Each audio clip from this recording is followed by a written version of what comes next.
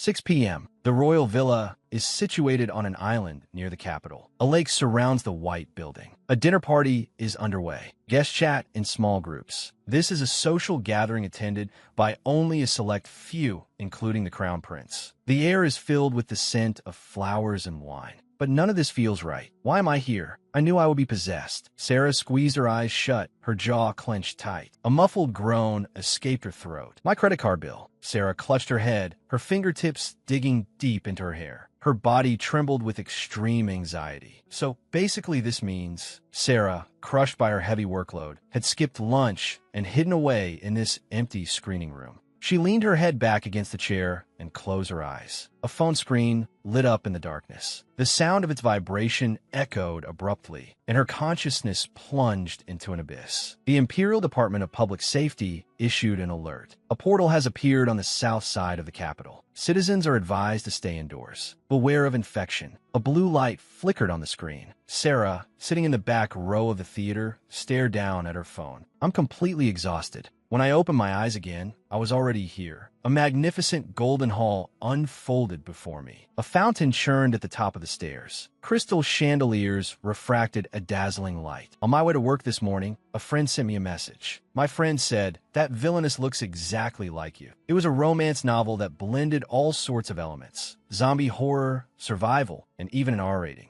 I've possessed that villainess, who has the same name and face as me. Sarah slammed the tableware clattered from the vibration. What the hell does this mean? Her eyes were filled with terror, her breathing becoming erratic. She's absolute trash. Sarah clutched the pink dress at her chest. Why did this have to happen to me? Those cliche lines. Selfish, troublesome. The worst kind of villainous, dragging everyone around her down to hell. Sarah closed her eyes, her brow furrowed, and let out a heavy sigh. They're already bad-mouthing me. Sarah sat alone at the long table, her hands clasped tightly across her chest, her knuckles white from the pressure. Two noble women stood a short distance away, turning their heads to whisper. Look at her. She's probably going to have another fit. So annoying. What did I even do? This makes no sense. I'm just a victim who was randomly possessed. No, this must be a dream. Sarah squeezed her eyes shut. In 50 minutes, the alarm on my smartwatch will go off. Even if the alarm doesn't ring, the theater staff will wake me up in 3 minutes. Calm down. First, I need to assess the situation. Sarah turned her head, her sharp gaze sweeping across the room. This was a skill honed in her 3rd year of her career. When you don't understand the situation, shut up and observe first. An hour later, I'm still possessed. I barely remember the plot. She suddenly covered her face with her hands. I only skimmed through it. I didn't even read to the end. I only read the parts where the villainous Sarah appeared. I closed the page when I got to her tragic death. I should have read something like Fun French for Beginners instead. Sarah tilted her head slightly, her red pupils glancing backward. Seeing them, I realized this really is the world of the novel. Lena was surrounded by 2 people, her long pink hair flowing lightly. Her light purple eyes sparkled. Her hands were clasped before her chest, her expression shy and charming. I've never seen natural pink hair before, as expected of a fantasy world. And what about me? Sarah lowered her eyelids, her fingertips lightly touching her chin. I'm the one who bullies the female lead, right? This is why Praha hates me. Praha stood protectively in front of Lena, his gaze as cold as iron. Sarah stood her ground, her face hidden in the cool-toned shadows. Her eyes stared blankly into the void. Your Highness, tomorrow, could you? She hurried to catch up, her voice tinged with urgency. Sorry, I don't have the time. Pra didn't even turn his head. His back was resolute and cold. I haven't even said what it's about. Sarah clutched the collar of her dress, her face slightly twisted with anger. So this is our relationship. Sepphoris turned his head, his golden hair obscuring half of his eyes. His green pupils were deep and cold. He was silently watching it all. Sarah had known him since childhood, an unfortunate, ill-fated connection. During a childhood when everyone detested her, he was the only one who showed her kindness. She mistook that politeness for love. And so, she confessed, I like you. Sepphoris tilted his head slightly, his green eyes full of ridicule. Why should I like you? Sepphoris looked down at her, a cruel curve on his lips. Sorry, I hate you. Don't mistake politeness for love. After that, the plot developed in a cliché way. Sepphoris became completely cold, and she, in turn, began to hate him to the bone. The female lead, Lena, she was afraid of Sarah.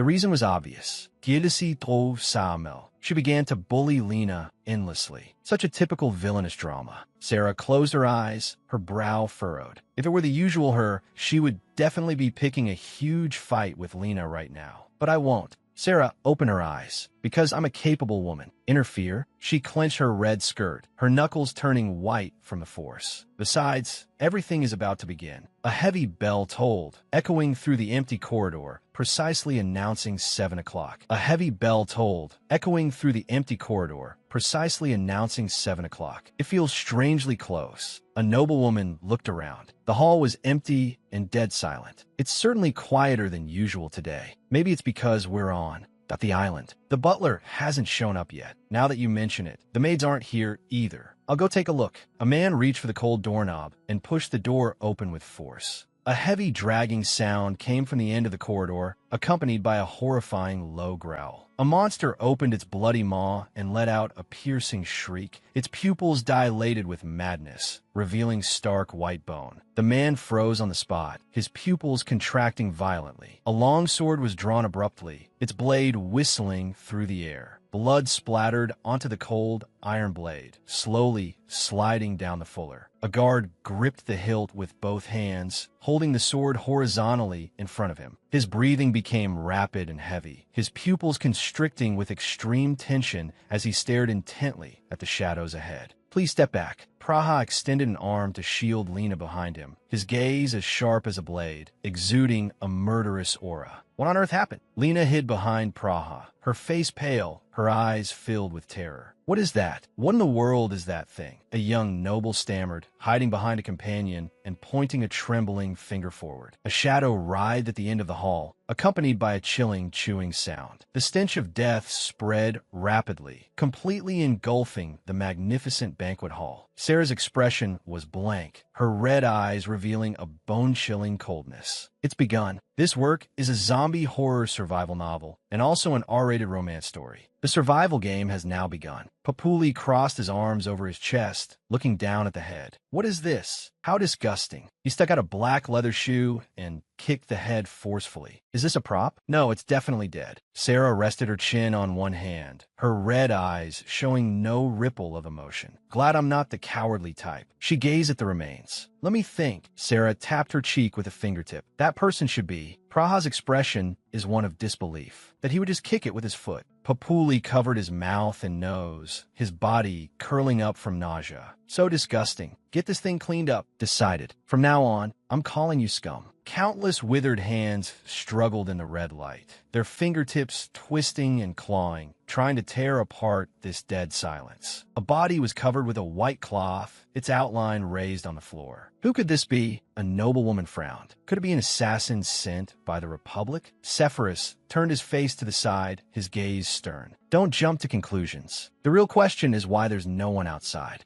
Lena hid behind him, only one terrified eye visible. Sarah rested her chin on one hand, her red eyes watching the chaos. This reaction is normal. After all, they don't know those are zombies. They can't imagine that the thing they thought was dead is actually a walking corpse that can infect others. I plan to wait and see how things develop. Sepphoris clenched his fist against his jaw. Whether it's an assassin or not is unimportant. I'm more concerned about how outsiders got onto this island. Macaron frowned, looking at the noblewoman beside him. You're right. You need a permit to enter this island. That's why we left our guards and maids behind. Could something have happened at the palace? No, the palace is safe. Countless charred figures fell from the red light, their limbs twisted and broken. The zombies didn't come through a portal. They suddenly fell from the sky above the island. Macaron looked around, his expression growing more anxious. Where are the other Imperial knights and maids? That's right, they've all been infected. There are only 2 knights here. If someone really launched an attack. Sarah lowered her eyelids, her lashes trembling slightly. I can't tell them the truth. This feeling of powerlessness is frustrating. They've all been infected. Sarah. Praha reached out and placed a hand on her shoulder, looking down at her face. Are you all right? She leaned into Praha's embrace, her fingers tightly gripping his red sleeve. Her breathing grew rapid, and cold sweat trickled down her cheek. Praha's dark hair fell over his forehead, his golden eyes glinting with a cold light. The collar of his white shirt was open, revealing the line of his neck. He's the one who kills Sarah in the novel. His features were so perfect, it was chilling. Sarah raised a hand to touch the red bow at her neck, her fingertips trembling slightly. Cold sweat ran down her temples. "I'm Fina. Your face is very pale." Praha looked down at her. "Just tired." Sarah avoided his gaze. "It's best not to act alone at a time like this." Praha turned his face away, his tone flat. "He's warning me not to leave his sight." Sarah lowered her eyelids, her fingers gripping the tabletop tightly. "Yes, you're right." Praha turned around, his gaze sweeping the hall. "First, we need to assess the situation." "Jaimin, Dajalin, what's the situation outside?" The two knights bowed their heads and reported. "Your Highness, we found no maids or knights near the rooms. However, near the central staircase, we found a fallen male servant. Blood was spreading on the red carpet. A death flag has been raised." Sarah turned her face, her red pupils constricting slightly. The plot of the novel is unfolding. Following Praha's orders, the two knights carried the fallen servant from the corridor into the hall. The soles of her boots scraped dully against the floor. The servant's chest had been pierced by a sharp weapon, leaving a bloody hole where his heart was. His left arm was severed, and blood soaked his tattered uniform. A knight knelt to carefully examine the deceased's identity. What kind of weapon could have caused this wound? The servant's pale fingers suddenly twitched. His fingertips scraped across the cold floor, leaving several dark red streaks of blood. "He's still alive," one of the knights exclaimed, leaning down to press his ear to the servant's chest. The servant's eyes snapped open, his pupils bloodshot and bulging. A piercing shriek erupted from the depths of his throat.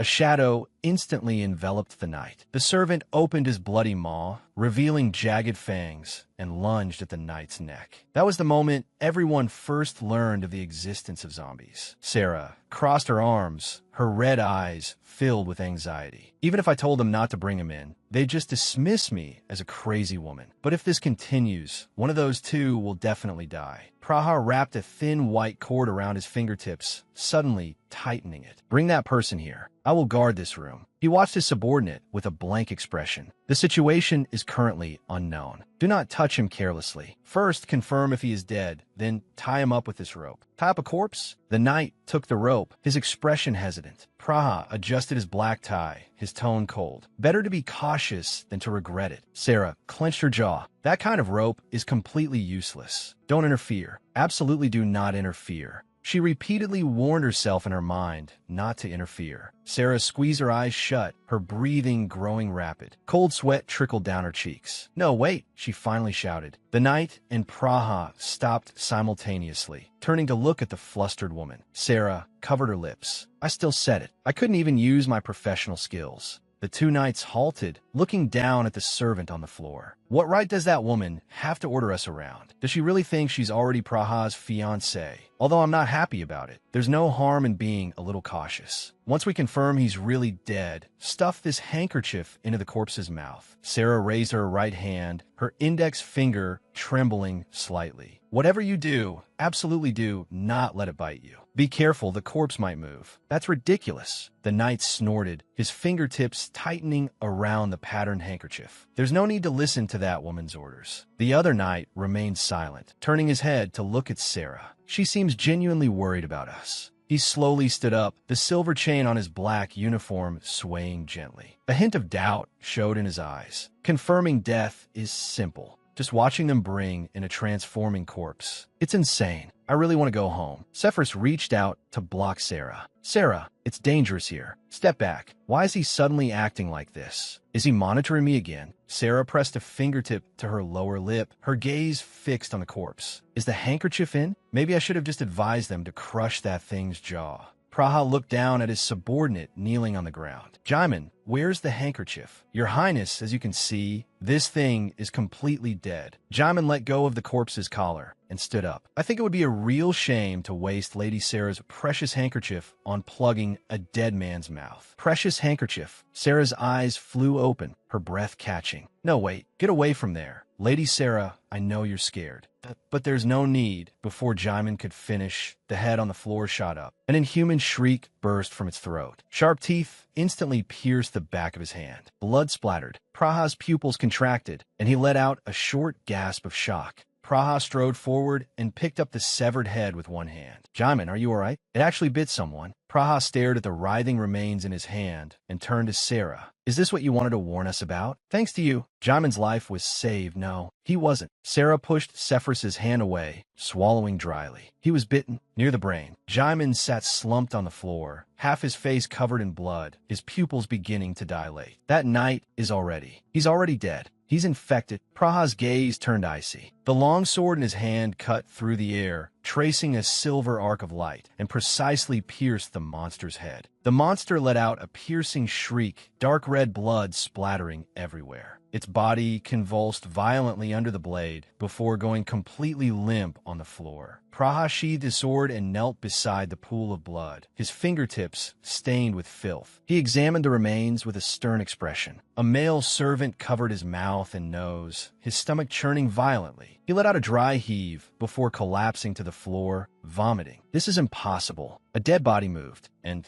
people who get bitten also turn into monsters. Macaron's eyes widened in terror, his hands clutching the lace on his chest. This must be a dream. Let me wake up. If the palace is also in this state, we can't count on any rescue. Praha turned his head, his gaze sweeping past Sephirus. We have to get out of here before we're surrounded. Wait! Lena suddenly grabbed Praha's sleeve, her pupils trembling with fear. What about the others? Maybe there are still people hiding in corners who couldn't escape. We have to save them. She clutched the black fabric tightly, her voice fragmented and trembling. Sarah watched with cold eyes, her red pupils glinting from behind her hair. How will these two male leads respond? This drama is quite interesting. In such a dangerous situation, what will you do? Will you listen to the pleas of this lovely female lead? Praha and Sephir stood side by side, their expressions grave, their gazes shifting between Lena and the closed door. The list of survivors is shrinking. Jaimin's name has been crossed out in blood red. The remaining 8 people, how long can they last in this disaster? Sephirus lowered his eyelids, a hint of helplessness in his expression. Lena, I'm very sorry, but in a situation where we don't even know who the survivors are, we can't recklessly search the mansion. He turned his head, avoiding her gaze. Especially now, with 5 people who have no combat ability. We must prioritize safety. Sarah froze, her pupils dilating slightly in surprise.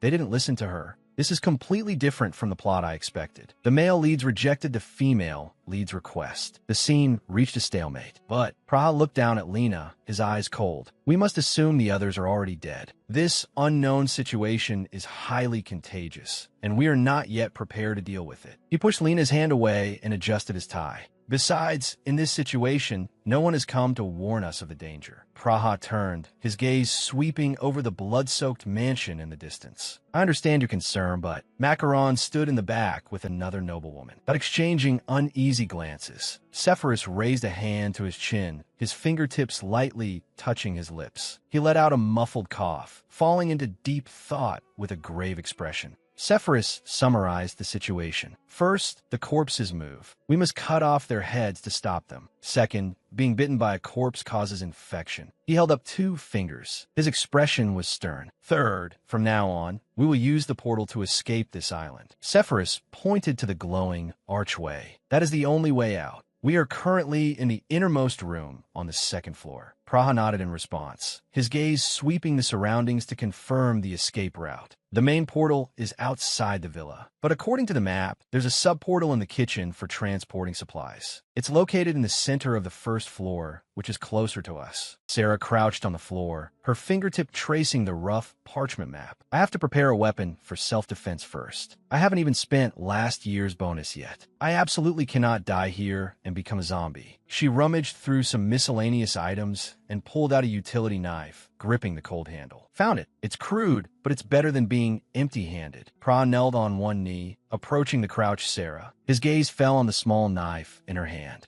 He allowed a soft sigh. Excuse me, are you all right? He reached out, his fingertips hovering in midair. His eyes showed concern. Sarah looked up abruptly, her pupils contracting in surprise.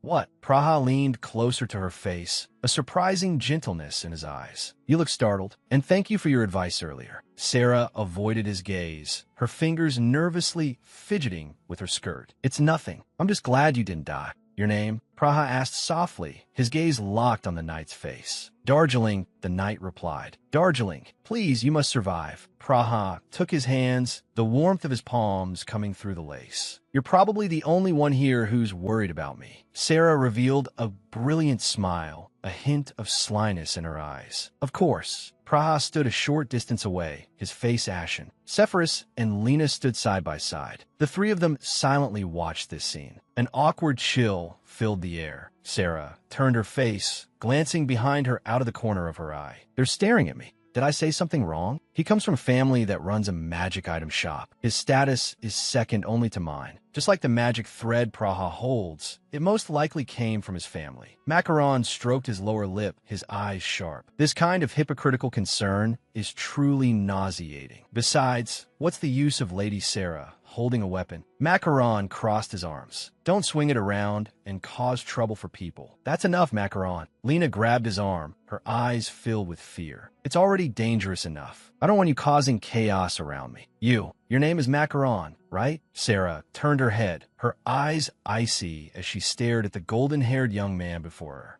And this one next to me is Tiramisu, right? She tilted her head slightly, looking at the other flustered noblewoman. Yes, the woman cried out, covering her cheeks with her hands. I remembered wrong. Sarah withdrew her gaze, her fingertips tightening on her red skirt. A wave of irritation washed over her. Anyway, you all should grab something for self-defense, too. She raised her arm, rearranging the long hair scattered over her shoulders. Her movements carried a sense of determination. Sorry, but I'm not leisurely enough to entrust my life to others. Macaron stood stunned, a bead of cold sweat trickling from his temple. All right, Sarah bent down, grabbed the military boots on the zombie's feet with both hands, and yanked them off with a clean, decisive motion. Military boots worn by a zombie. Then she found 2 pairs of slippers from a corner of the room. Macaron let out a scream, huddling together with a noblewoman beside him. She actually touched the corpse. Sarah tossed the slippers at Lena's feet, her gaze calm. I'll wear these boots myself. These 2 pairs of slippers are for you. You can't run for your life in high heels. She stood up, holding the utility knife in one hand, her skirt swaying in the wind. On her feet were now heavy black military boots. Sarah turned her back and looked down the empty corridor. So what's next? What was that just now? The zombie's chest seemed to be glowing. A red light flashed for an instant, right at the chest of that corpse. Lena opened her palm. A faint white light danced on her fingertips. Although it's very small, she looked down at the light, a smile on her lips, her pupils reflecting the fragmented glimmer. I grant you my blessing to eliminate fatigue and restore your strength. Lena clasped her hands before her chest, a soft glow spilling from her fingertips, enveloping the man's arm. Thank you so much, Lena. Sepphoris took her hand, a gentle curve forming on his lips. This is Lena, the reason why a commoner orphan raised in a temple was accepted by high society. She closed her eyes, her hands clasped against her chin, her expression devout. Light spread outwards from her slender back. As far as I know, Sarah tilted her head, a flicker of doubt in her eyes. Her power can only heal minor cuts. I'm so glad I could help. Lena opened her eyes. Her smile was pure and captivating. With just this level of power, she became the most famous priestess in the Empire. The gods here are so stingy, giving such pitifully little power. Papuli swung his arm fiercely, his eyes filled with anger. Why didn't you use that power from the beginning? You made me lose a meat shield. You shouldn't have been here in the first place. Lena lowered her head. Her voice was as faint as a mosquito's buzz. I am Sotokropka. Sarah's brow furrowed, her fingertips pressing against her chest. You just called the dead knight a meat shield? What asshole. I can think of 100 curses for him right now. Papuli, stop. Macaron shouted, his eyes showing impatience. That knight didn't die from overwork. Lena's blessing is just a blessing, not a defensive spell. Sarah let out a long breath, the gloom between her brows dissipating. Her mood instantly lightened. Macaron, you really do bite whoever you see. A mocking smile played on Sarah's lips. A hint of glee showed in her eyes. How dare you define me, you damn woman. Papuli clenched his fists, staggering forward. I don't care if he's trash or what. Sarah grabbed the back of Papuli's collar and forcibly dragged him along. Let's get going. The group walked through the second-floor corridor, their leather shoes making muffled sounds on the red carpet. But making muffled sounds. Sepphoris stopped and turned his head. Sarah's figure reflected in his pupils. Sephirus turned, his gaze falling on Sarah. She's certainly different from usual. Praha was silent, his golden pupils constricting slightly as he stared at her profile. She's like a completely different person. No, Sephirus shook his head gently. It's her aura that's changed. You actually helped Lena just now. Sarah looked away, her tone flat. I wasn't the one who helped her. It was Macaron. She closed her eyes, ignoring the stares from behind. She walked straight towards the end of the corridor. Don't talk to me. I am tired Kropka.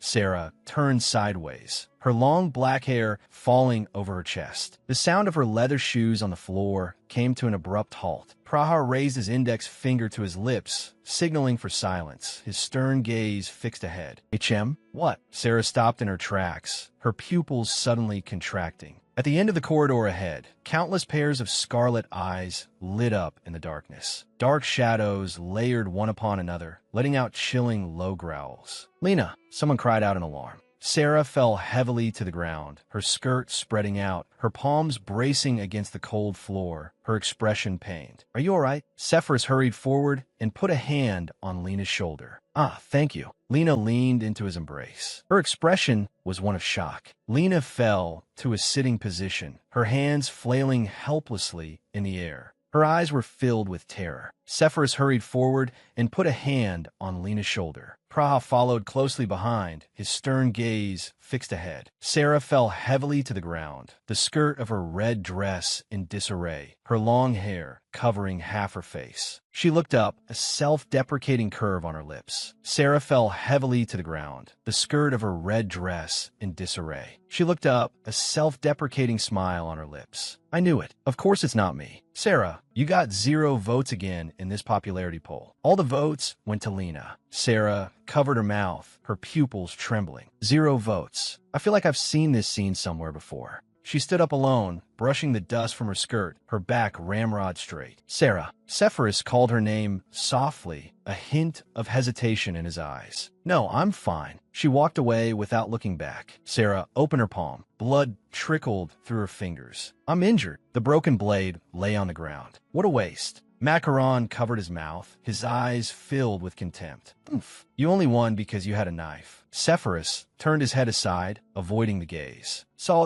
Sarah, it's fine. I really don't care. Sarah lowered her eyelids. This kind of apology just makes me look worse. After I return to my original world, I'll have real friends. Here, I'm always alone. It's not my fault. Lena knelt on the floor, tightly gripping the hem of Sarah's clothes. I'm sorry, Miss Sarah. Please let me heal you. Enough. I'm really fine. Sarah pulled her arm back, looking down at her from a commanding height. Lena looked up, her eyes brimming with tears. Miss Sarah. Sarah stared at those trembling pupils, her eyes utterly cold. If you're really sorry, Sarah said, looking down at Lena's high heels, then take care of your own shoes first. Since you have time to heal, I might as well heal your sprained ankle first. Lena abruptly pulled her foot back, her pupils trembling as she remained silent. Sarah turned and walked towards the corridor. Anyway, let's get moving. Something doesn't feel right. Although she said they should go, they couldn't advance at all. The central staircase was piled with corpses, and the staircase on the other side was too far. Praha held his sword horizontally, cleaving through the black wings that lunged before him with swift, clean movements. Sarah scanned the corridor. It's too dangerous to stay in the hallway. Let's go rest in that room for a bit. Lena nodded in response. The group hid in a spare room on the second floor. Papuli slumped against the wall. Mascarpone collapsed onto the floor. Lena, with her back to Sarah, looked down to check her ankle. Mascarpone gently patted her chest. I hope no more knights have fallen. Seeing the servant who fell in the rear corridor, there must be more in other places. Sephirus crossed his arms, his brow furrowed. If knights were guarding the stairs, how did that servant get near the back rooms? Praha cupped his chin, his gaze profound. He probably used the servant's passage. The passage is hidden inside the walls, allowing one to avoid being seen. To move quickly, he died before reaching his destination. Praha stared at the bloodstains on the floor, lost in thought. Sarah pressed a fingertip to her lower lip, her pupils constricting. Wait. Sarah pressed a fingertip to her lower lip, her eyes scanning the map. Since the central staircase is unusable. Should we also take that passage downstairs? Using the servant's passage should be faster. Praha tilted his head slightly, his expression serious. The monster that cut off the servant's arm is most likely in that passage. Sarah placed a hand on her forehead, annoyance showing between her brows. I didn't consider that. Then our only option is the left staircase. Lena looked down at her ankle, her tone hesitant. Yes, the problem is, it's quite far from stairs.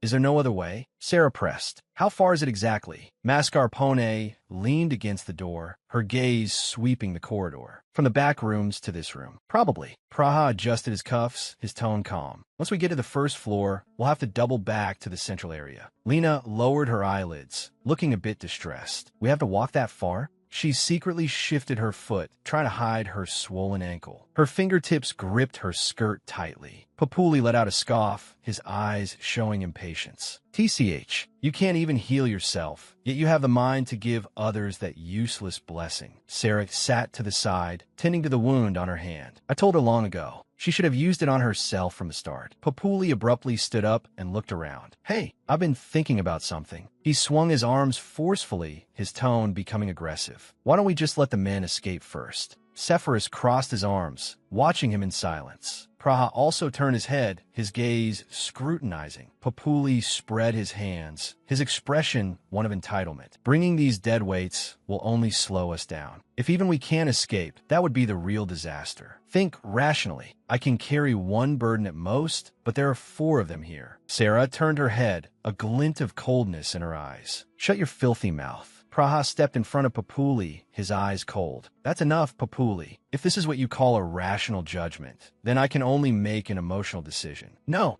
not all the men will go. Papuli raised his hand and pointed to the knight at the side. He has to stay here. He doesn't care if he lives or dies anyway. Sepphoris stood silently in place, his gaze sweeping past Papuli's pointing finger, his expression unchanging. Sarah shot to her feet, her leather boots making a thud as they hit the floor. You piece of trash! How dare you say something like that? She crossed her arms over her chest, her gaze as sharp as a blade. Hey, I can't pretend I didn't hear that last remark. I won't let you just brush it off. Papuli froze, his Adam's apple bobbing slightly.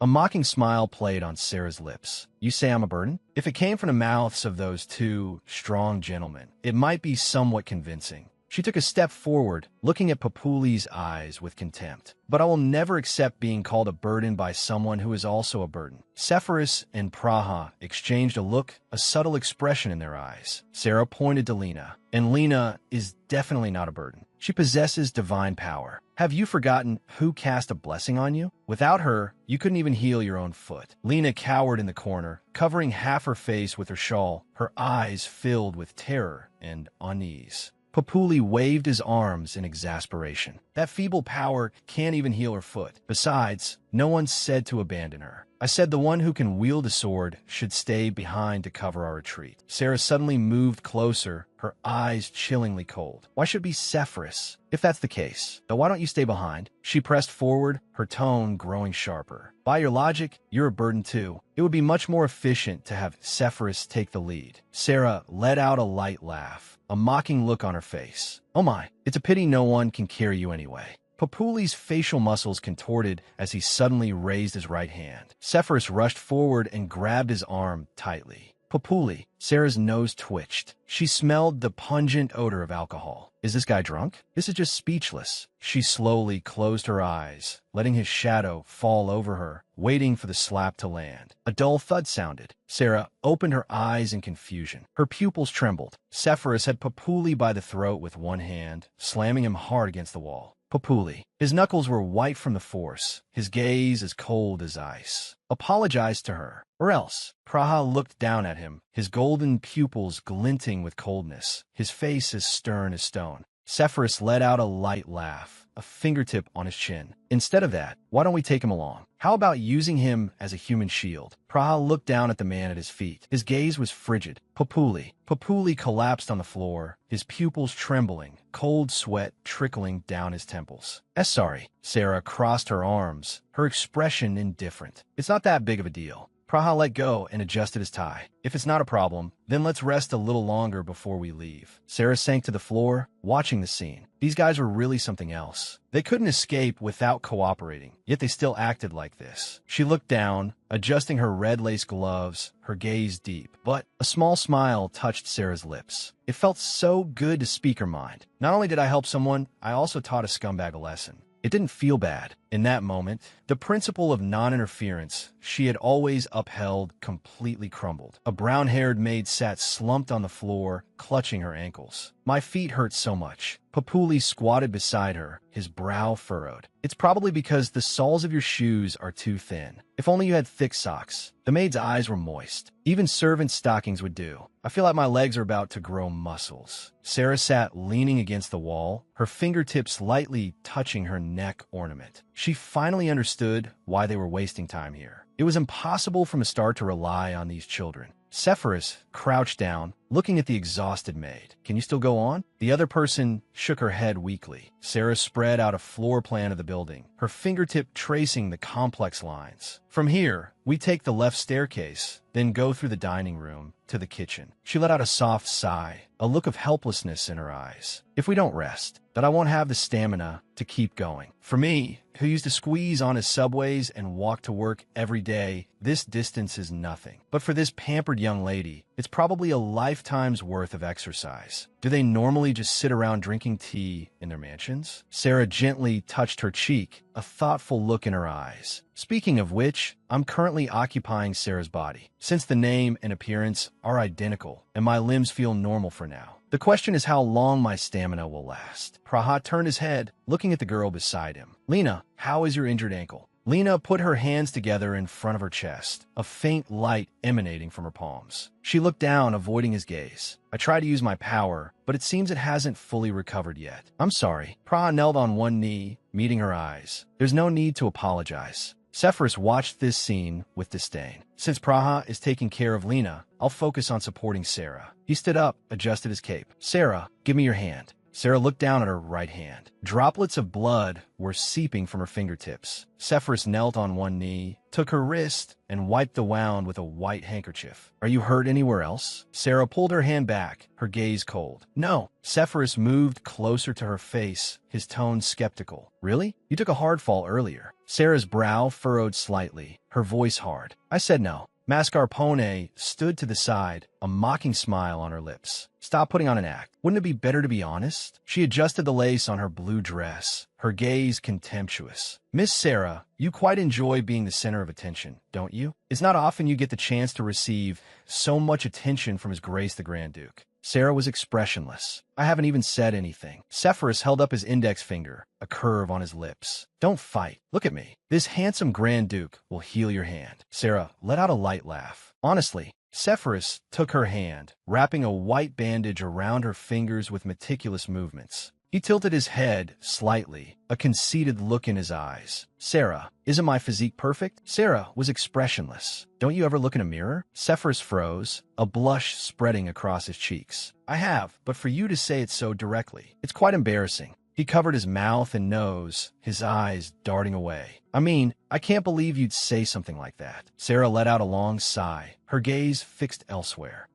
Praha knelt on one knee, holding Lena's ankle and putting her blue high-heeled shoe on for her. His expression was focused. Sarah was right. I should have done this from the beginning. Sarah watched the men before her. Whether it was Sepphoris or Praha, why were they all observing her reactions? A flicker of confusion crossed her eyes. And Papuli too. Praha's gaze was deep. I don't consider anyone here a burden. All of you are my guests. If I hadn't sent the invitation, you wouldn't be in this situation. He looked around, his tone steady. To invite guests, only to see them as burdens when things get rough. That's just terrible. Who would accept a royal invitation in the future? Protecting your safety is my responsibility. Papuli squatted on the ground, clenching his jaw, silent. The break was over. Sarah stood up and walked towards the hall's exit. I'll be at the very back. I don't want to be near that bastard. Papuli stared dead ahead, his fists clenched so tight they creaked. Damn it! Mascarpone cried out in alarm. Lord Papuli. Sepphoris grabbed Papuli's shoulder, his eyes cold. Papuli, stop. What if the noise attracts the corpses? Sarah turned her head, glancing at the man kicking the wall, taking it out on the wall. God, how pathetic. She suddenly stopped, her pupils contracting. Oh, Sarah strode forward, her hair flying. Your Highness, that servant from before. He must have left through the servant's passage, right? Praha stopped and looked at her. Where does that passage lead? It's right next to the boudoir we were in at the beginning. Sarah's breath hitched, cold sweat running down her cheek. A servant with his arm cut off. Would he really remember to close the passage door behind him? A sound came from the end of the corridor. Dull thuds echoed one after another. Papuli froze, staring at the vibrating wall. The wall was shaking violently, dust raining down. Some immense force was frantically ramming it from the inside. With a loud crash, the wooden planks shattered and countless twisted claws reached out from the darkness. Sarah whipped her head around, letting out a sharp cry. Run! She ran wildly through the chaotic crowd, holding up her red skirt, her hair a mess in the wind. Sarah stopped and looked around. Where did Praha go? He was right next to me a moment ago. She suddenly turned, her pupils constricting. What are you doing? Praha was kneeling on one knee with his back to her, his hands pressed to the ground. His silhouette looked unusually steady in the light. Sarah rushed forward, her voice trembling with fear. Are you planning to set a magic trap in this situation? Hey, are you crazy? Are you trying to get yourself killed? Praha turned his head slightly, his eyes as calm as water. Why aren't you running? Sarah stood frozen, her breathing ragged. Because, Your Highness, you didn't run. Praha gazed into her eyes, her reflection mirrored in his golden pupils. Pardon my rudeness. He suddenly reached out, wrapped an arm around Sarah's waist, and pulled her into his embrace. Sarah let out a cry of surprise. NGH. With a swift motion, Praha used both arms to lift Sarah into a princess carry. Sarah clung tightly to his shoulders, her eyes wide with alarm, her body suspended by the momentum. Praha looked down at the woman in his arms, his gaze serene. Hold on tight. He ran towards the corridor carrying Sarah, his steps steady. Her hair flew back in the wind. Behind them, a red light exploded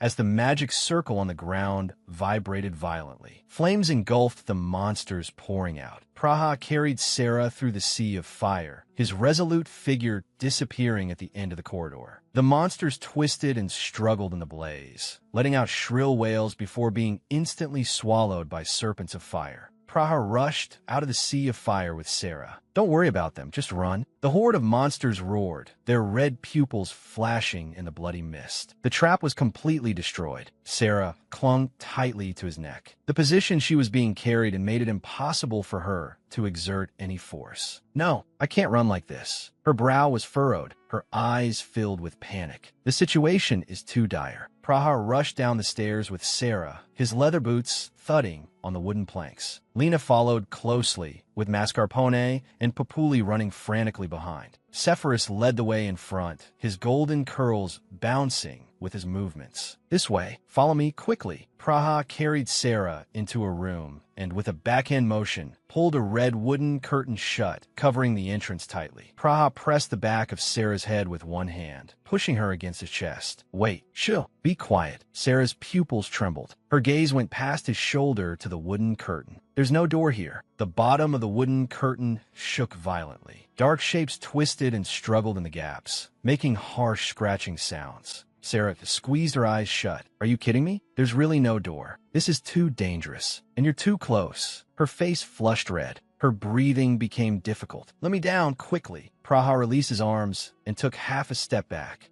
Sorry. Sarah lifted a corner of the red wooden curtain. Her pupils reflected the dense black figures in the corridor. Just how many monsters are there? Try to avoid them and sneak into the kitchen is almost impossible. Her gaze fell on the old floor plan. Current position, second floor gallery. Objective, pass through the dining room to reach the first floor kitchen. The distance was still great. If only there was an exit on the other side. Sepphoris pushed aside the curtain and approached, a casual air about him. Why are you all hiding in a place like this? Sarah whipped her head around and warned in a low voice, Grand Duke, you're being too loud. Sepphoris strode into the inner room, adjusting his collar. It's fine. Only those foreign princesses who believe the oracle and want to marry me would rush at me with such loud voices. Sarah's mouth twitched. So women like that really exist. Sepphoris looked around and pointed deeper into the corridor. I just checked. It seems quieter inside. Praha turned, his gaze sweeping toward the closed door. Are there any other entrances or exits? Sepphoris lowered his eyelids, cold sweat beading on his temple. There are none. Papuli's eyes flew wide, his voice distorted with terror. None? Then the only entrance is... Dull thuds came from outside the door. The horde of monsters roared behind the red wooden curtain. Sharp claws scratched at the wooden doorframe. Mascarpone sat slumped on the floor, her hands gripping her skirt tightly. We're trapped. Sarah turned her head, her red pupils glinting in the dim light. Her throat moved as she swallowed. She turned her head, her gaze falling on Mascarpone, and remembered something. Hey, Mascarpone, do you have anything useful on you? Mascarpone froze, letting out a confused sound. Huh? Sarah leaned close to her face, her eyes sharp. Doesn't your family run a magical trade company? Like self-defense items or something?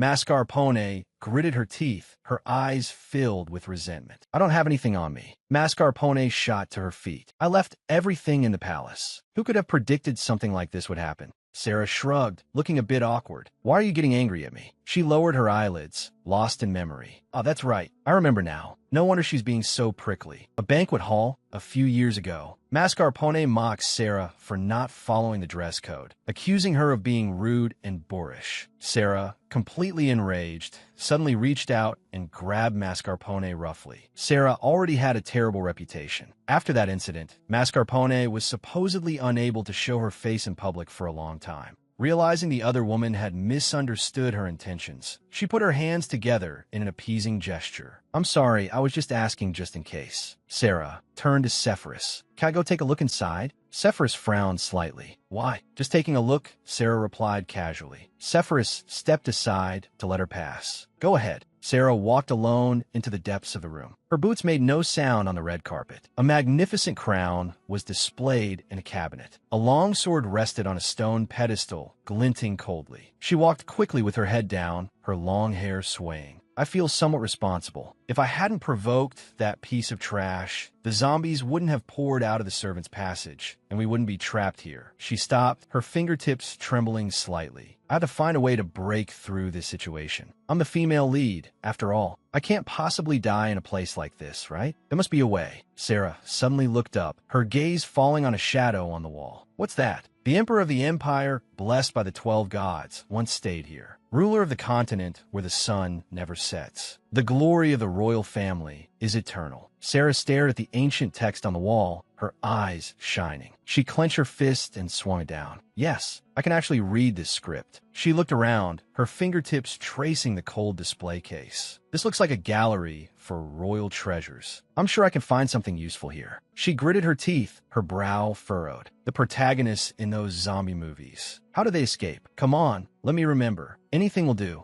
Sepphoris appeared silently behind her, looking down at a goblet. Do you want that? Sarah was scared out of her wits. Her body jolted, and she let out a scream. Sepphoris reached out and took the goblet, his fingertips gently caressing its surface. This villa was originally used as a birthing house, so Praha was born here and stayed for about half a year. Sepphoris closed in from behind, his arm wrapping around Sarah's shoulder, his fingertip touching the golden cup in her hand. This is from that period. Even if you take it, no one will notice. Sarah's expression stiffened, her eyes filled with suspicion. No one will notice? She stared ahead blankly. The gods are watching. More importantly, this is grace. I can't accept being exposed for this. Sepphoris took a step back, holding the goblet, his gaze fixed on Sarah's face. You think I would expose you? Sepphoris suddenly reached out, slamming a hand against the wall behind her, trapping her between his arms. Tell me, Sarah, what if I did do something to disadvantage you? He lowered his head slightly, a playful smile on his lips, his eyes deep. Sarah turned her face away, her breathing quickening. If there's a thief, any normal person would report them, right? Sepphoris lowered his eyelids, his tone laced with helplessness. Not a shred of trust. Huh? I came all this way to protect you, and it was all for nothing. Thank you. He raised his hand, pressing a fingertip to his lower lip, his gaze deepening. Are you still upset about what happened earlier? What happened earlier? A chaotic scene flashed through Sarah's mind. Lena collapsed on the floor, and Praha only had eyes for helping Lena up, completely ignoring her who had fallen beside them. A faint, cold curve appeared on her lips. Not all. People only feel disappointed when their expectations aren't met. Sarah tied up her long hair, her red pupils looking cold. On her feet were boots she had stripped from a corpse. Her steps were steady. Sarah whipped her head around, her brow furrowed. Absolutely not. She held her neck stiffly, afraid to mess up her hair. After all, she had just put a lot of effort into it. Sarah reached down and ripped her skirt. The sound of tearing fabric was crisp. She deftly tore off the cumbersome long skirt, revealing her legs. For ease of movement, she had even torn her gorgeous dress. Sepphoris stared ahead, a hint of confusion in his eyes. How strange. She straightened her back, her red pupils glinting through strands of her hair, her expression proud. But I never had any expectations for either of you from the start. Sarah placed her hands on her hips, her expression full of resolve. I have my pride, too. Actually, I care a great deal. She pointed forward, her tone firm. If the person I like and Sepphoris both fell into the water, I would save the person I like first. So don't worry. Sepphoris raised a hand to his lower lip, a hint of amusement in his eyes. The person you like is Praha, right? But even that Praha only reached out to Lena just now, didn't he? Sarah lowered her eyelids, her fingertips touching the red ornament on her neck. That's right. What a pain. I'll just find another man. Sepphoris froze, his eyes widening slightly, his pupils trembling in surprise. A blush appeared on his cheeks. Sarah turned her head, her gaze cold and distant. I would never fall in love with someone like you.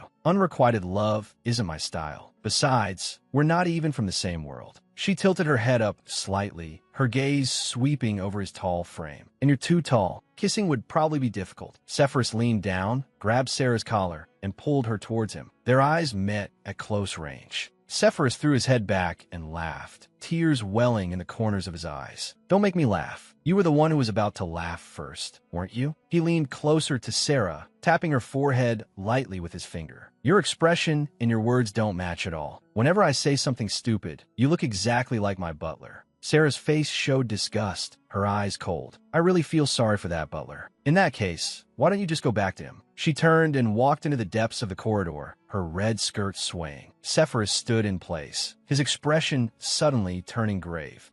That direction is. Sarah stopped abruptly, her pupils constricting. What is that? A corpse lay behind a screen, blood splattered all over the wall. Sarah stood frozen, staring at the gruesome sight. Sarah stared at the remains on the floor, her pupils trembling. A body. Sepphoris stood behind her, his tone steady. That's why I said I'd come with you. He leaned down, his palm resting on Sarah's shoulder. Are you okay? Sarah crouched by the pool of blood, her gaze locked on the severed neck. Did Sepphoris take care of this thing? Sepphoris squatted beside her, his expression nonchalant. The big clever one cut its neck. I just watched from the side. A chill ran down Sarah's spine. I must never make an enemy of that big, clever one. She reached out, her fingertip touching the corpse's cold, severed limb. Sarah, what are you doing? She ignored Sepphoris' question. A faint light appeared at her fingertip. As I thought, this one has one inside it too. A red core glinted in the shadows. Sarah held it in her palm. I don't know what this is, but I'll put it away for now. It might be useful later. Sepphoris leaned in to look, his eyes curious. Is it someone you know? Sarah stared at the remains on the ground. It's the first servant who spoke to me after I possessed this body. Miss Sarah, would you like some water? She withdrew her gaze, a fingertip touching her chin. It's nothing. More importantly, Sarah leaned close to Sepphoris and whispered in his ear to fool those zombies. What do you think if we chop up this corpse, smear it all over ourselves, and run?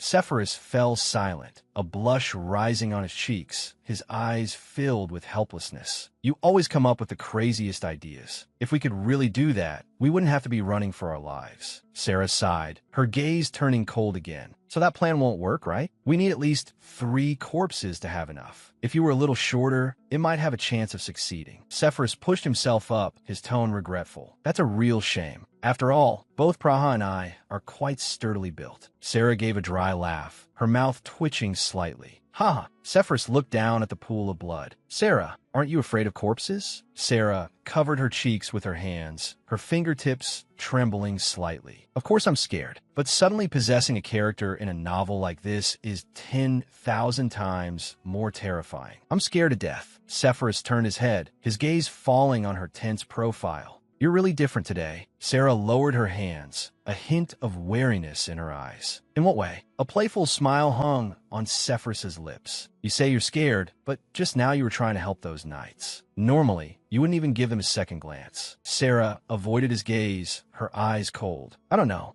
Sepphoris propped his chin on one hand, his gaze roaming over Sarah's face. This really makes me curious. Sarah remained silent. The other person's figure reflected in her eyes. Sephirus withdrew his hand, his fingertips tracing an arc in the air. Returning to the previous topic, since we're both so sturdy, your plan clearly won't work. He stood up, adjusting the gold chain on his cloak. A smile touched the corner of his lips. How about we find another way? Just the two of us. Sephirus extended his hand to her, palm up, a hint of anticipation in his eyes. Sarah stared at the hand and let out a long sigh. She finally placed her hand in his, letting him pull her up. The two stood side by side in the empty corridor. Sarah turned her head, her peripheral vision glancing at the man behind her. Why has he been staring this way since just now? If something goes missing here, things will get very troublesome, won't they? Sephirus walked in quickly, his voice sounding by Sarah's ear. That's a display piece. Sarah stopped, her gaze falling on the vessel in the display case. Why is this cup missing a corner? Sephirus leaned over to look, his fingertips lightly tracing the rim of the cup that was left when His Majesty tried to reclaim it from the temple. The opposing forces at the time were very powerful. Be careful, the edge is very sharp. Sarah gazed at his side profile, lost in thought. Speaking of which, this guy is also a member of the royal family. His rank in the line of succession should be even higher than that trash. Sephirus straightened up, a gentleness in his expression. He seemed to have seen through everything. Sarah raised her hand, her fingertips touching her lips, her eyes scrutinizing that gem inlaid statue of the god of death. It was a palm-sized statue,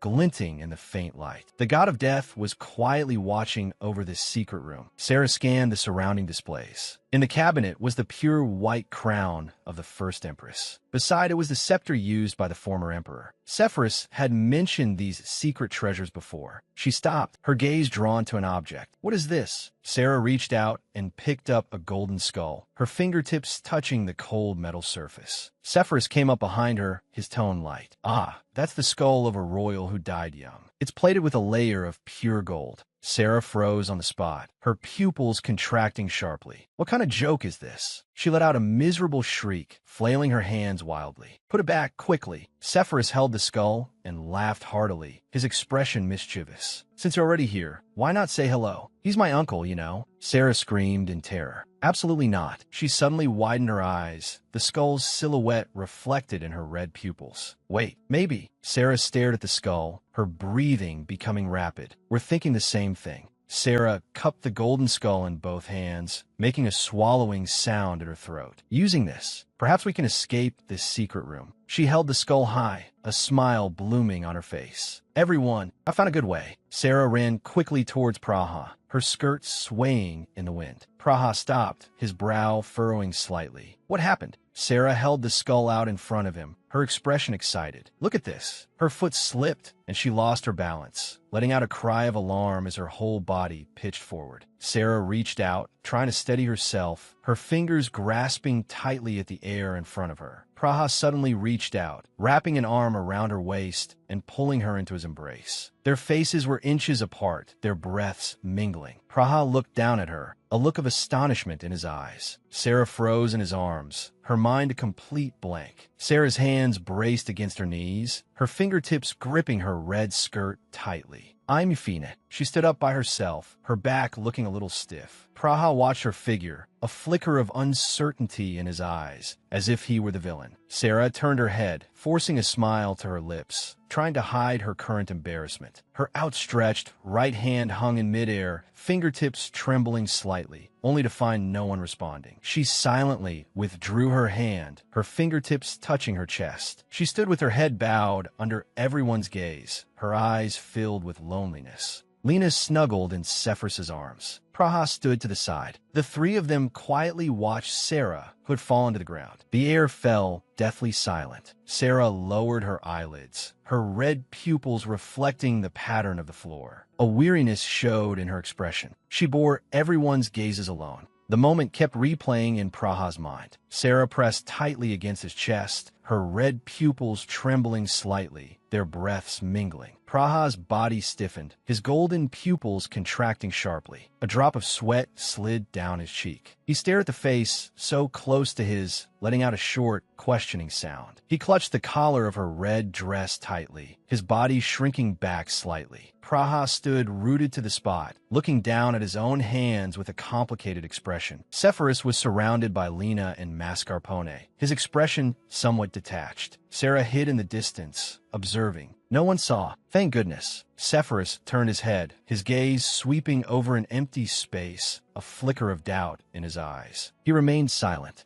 Praha looked down at the woman in his arms, his breathing becoming ragged. Sarah was pressed against his chest. The two fell into a dead silence. Sarah suddenly pushed Praha away, her hands protectively crossed over her chest, her fingertips trembling violently. No, you've misunderstood. I absolutely didn't mean to kiss you. Praha looked down at her, his gaze cold. I know. Sarah let out a shriek, her hands covering her burning cheeks. I can't believe I inexplicably kissed his neck. She fell to the ground, yanking hard at Praha's boots, trying to pull them off. Step 1. Take off the boots from the corpse and put them on. Sarah flipped over and straddled Praha, her hands pressing down hard on his shoulders. Step 2. Argue with the scumbag and win. Sarah pressed close to the side of Praha's neck, her red pupils trembling. Step 3. Kiss a strange man's neck. She recoiled abruptly, her hands covering her burning cheeks, letting out a shriek. I can't believe it. Sarah shook her fist, her expression angry. When I was talking just now, why didn't you bend down? At my height, I can't even reach your ear. Praha lowered his eyelids, his tone flat. Sorry. He let out a sigh and bent down slightly. Please speak. I'm listening. Sarah moved closer to his ear, her expression turning serious. Those things, they seem to perceive their environment through smell and sound. So I plan to use this. She held up the golden skull in her hand, her gaze sharp. Do you have any other good ideas? Praha pressed a finger to his lower lip, lost in thought. Indeed, judging by their behavior, most of those monsters are blind. Praha looked down at the boots on the floor, his tone hesitant. Are you sure you want to do this? This skull should be your relative, right? He stared at the golden skull in Sarah's hand. If I became a skull to protect my descendants, I'm afraid I wouldn't be able to rest in peace either. It's better to leave it for the descendants to handle. Sarah held the skull, a flicker of relief in her eyes. It seems he's not the rigid type who worships ancestors. Then let's do it. She clenched her fist, her expression becoming energized. Once we're safe, we'll hold a grand memorial service to ask for forgiveness. Praha's brow furrowed slightly. Memorial service. Sarah closed her eyes, an image of Praha appearing in her mind. He was wearing a pink apron, skillfully chopping meat in the kitchen. The firm lines of his arms were impossible to look away from. The ancestors would surely be very happy to see Praha cooking with his own hands. Sarah hid behind a red curtain, her fingertips parting a small gap. I found the spot. I'm going to throw it. Praha stood behind her, his gaze focused. Then I'll leave it to you. Sarah took a deep breath, her 5 fingers gripping the golden skull. He looks like he should be good at throwing. Then let's leave it to the descendant. Praha lifted the golden skull with one hand, his arm muscles tensing. He suddenly drew back, gathering strength. Sarah pressed her hands together against her lower lip, closing her eyes tightly. Ancestor, please guide our way. The golden skull cut through the air and smashed heavily against a distant wooden door. Wood splinters flew, and it made a dull, loud thud. Attracted by the sound, swarms of monsters shrieked and rushed towards the door. Black smoke filled the corridor. They really all gathered over there, as expected of our ancestor. Sarah hid in Praha's arms, a hint of cunning in her red pupils. Since the ancestor contributed so much, we must prepare a lavish meal for the memorial service. Praha looked down at her, a flicker of smile in his eyes. All right, I'll do my best. Sepphoris stood not far away, his gaze fixed on their overlapping figures. His expression turned grim. He remained silent. He strode forward, placing a hand on Praha's shoulder, a false curve on his lips. Well then, shall we be on our way? Sepphoris walked down the steps, scanning the surroundings. It looks safe here. He stopped at the kitchen entrance. The stove was a mess, as if they were attacked while cooking. He leaned down to examine the man lying on the floor. This is the head chef. There are no bite marks on his body. It seems he committed suicide.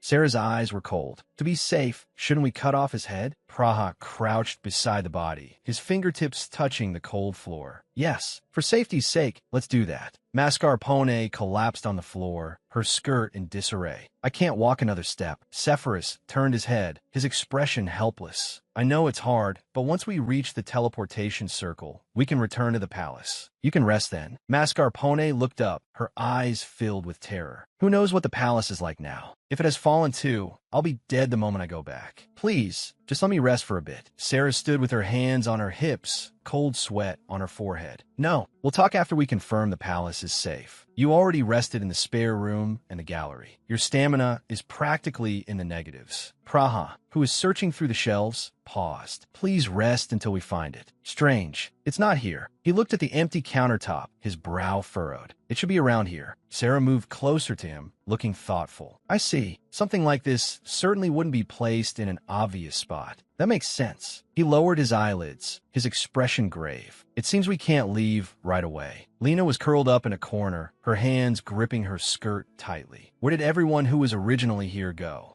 Mascarpone's brow was furrowed. There should have been many servants here. A maid looked around. Did they escape through the teleportation gate first? Mascarpone shook her head. If they had escaped, the reinforcements should have arrived by now. Lena's pupils trembled. Could it be they all turned into monsters? Praha stared at the closed window. Did they go over there because they heard the sound of the window breaking earlier? He reached out and pushed the doorknob. This door is locked from the inside. If they had escaped, the door should have been open. Lena buried her head in her knees. Then what on earth happened? The maid clutched her stomach. I just want to eat something right now. All right. Sepphoris turned his head, his gaze falling on Lena. He walked over to Lena with a medicine bottle. I found some medicine for sprains. Let me see your ankle. Lena abruptly pulled back, her expression flustered. Your Grace, I can do it myself. Sepphoris knelt on one knee and took hold of her ankle. It'll be faster if I do it. He looked up, a gentleness in his expression. Please, let me at least do this much for you. Don't make me feel too bad, all right? Lena let out a soft whimper. Sepphoris dipped his fingertip in the ointment and applied it to her fair ankle. Sarah stood to the side, watching. To think there's medicine in the kitchen. What a surprise. Mascarpone was sprawled on the floor, a mocking smile on her lips. If you're that jealous, why don't you just say so? Sarah turned her head, a look of confusion in her eyes. What? Is she talking to me? Mascarpone propped herself up. You sprained your ankle when you fell earlier, didn't you? Sarah's heart tightened, so she saw. Mascarpone let out a cold laugh. It's useless to pretend to be well-behaved, Lady Sarah. Don't think someone will come help you just because you stay quiet. She lay on her side amidst a flower-like illusion, her gaze sharp and arrogant. Everyone knows you're a lunatic who craves attention. Why not act like your usual self? Go on, tell everyone. You sprained it too. Sepphoris paused his actions and looked up at Sarah. Sarah, did you sprain your ankle too? Sarah avoided his gaze and waved her hand. No, I was just looking to see what kind of medicine that was. I'm fine. I can walk without any problem. She turned away, running her fingers through her hair. Even if I stay quiet, I still get ridiculed. As long as I find the teleportation gate, I can escape this place for good. Whether it was at the office or in the novel, things always develop in unexpected directions. Sarah stared at the hanging cuts of meat. If I eat food that's been splattered with monster blood and flesh, will I get infected? She averted her gaze. I should find something that looks safe. I really should have finished reading that novel. Sarah took a glass jar from the shelf, her fingers touching the cold glass. There are almonds here. Mascarpone was collapsed on the floor, while Lena and a maid cowered behind her, their eyes fixed on the jar in Sarah's hand. Sarah held up the almond jar, the corners of her lips turning up slightly. As the saying goes, you have to eat your fill to have the strength to fight. Isn't that right? Sarah slumped to the floor. I really want to lie down and rest. She suddenly remembered something, her gaze focusing on her fingers. What exactly is this red gem? There isn't a single drop of blood on it. Sarah stared at the gem's shimmering light. The chests of those monsters on the second floor. They seem to be glowing too. It's less like I picked it up and more like it attached itself to me. Just like an item drop from defeating a monster in a game. Her fingertips trembled slightly. Could this be a hint for the transmigrator? If I try talking to it, will it answer? Praha stood behind her, his tone flat. I'm here. Sarah flinched and hunched her shoulders, her pupils dilating abruptly. What did you get here? Praha lowered his eyelids. You startled me just now. I didn't think you'd be worried about me. Sarah's eyes widened, her fingertips frozen in midair. The scene from earlier flashed through her mind of herself yelling at Praha. Hey, are you trying to get yourself killed? Sarah turned her head away, somewhat embarrassed. Sorry, I was too panicked at the time. Praha's gaze shifted down, staring at her leg. Does your ankle hurt? Sarah sat on the edge of a wooden barrel, supporting herself with her hands. Things were too chaotic up there. I wasn't thinking straight. Please forgive me. Praha eston sofend. There's no need to be so formal. Sarah waved her hand and smiled. I'm fine. These boots are very sturdy. Lena is more seriously injured. You should go worry about the woman you like. Praha remained silent, his golden eyes gazing at her. Sarah turned her face to the side, a faint smile on her lips. Let me be clear. I'm not angry anymore. I said I'm fine because I really am fine. No need to worry. Praha lowered his eyelids. That's not what I meant. I heard from Sepphoris that you took something from the corpse. Sarah's smile froze. Cold sweat trickled down her cheek. He actually saw it clearly, though I wasn't planning on hiding it anyway. She opened her palm, the red gem glinting between her fingers. Have you ever seen something like this? Praha stared at her palm, a look of confusion in his eyes. No. Is that something important? Sarah's pupils trembled slightly, so others can't see it. In other words, it only becomes visible when it's in my hands. She closed her 5 fingers, deciding to avoid the topic. Because it's pretty, I just picked it up without much thought, no other reason. Praha nodded slightly. I see. Then, he suddenly bent down, his fingertips touching Sarah's ankle. Sarah's eyes widened in confusion. Praha was holding a red apple in his hand, his gaze fixed straight ahead. I apologize for the inconvenience our guests have suffered. Once we return safely to the palace, please allow us to formally host you all. Sarah held a similar red fruit in her arms, a hint of confusion in her eyes as she watched Praha's back. A man in a uniform came running, his footsteps echoing in the corridor. Lady Sarah, are you uninjured? Are you unwell anywhere? Sarah turned to look at the man who had stopped in front of her. I'm Fine.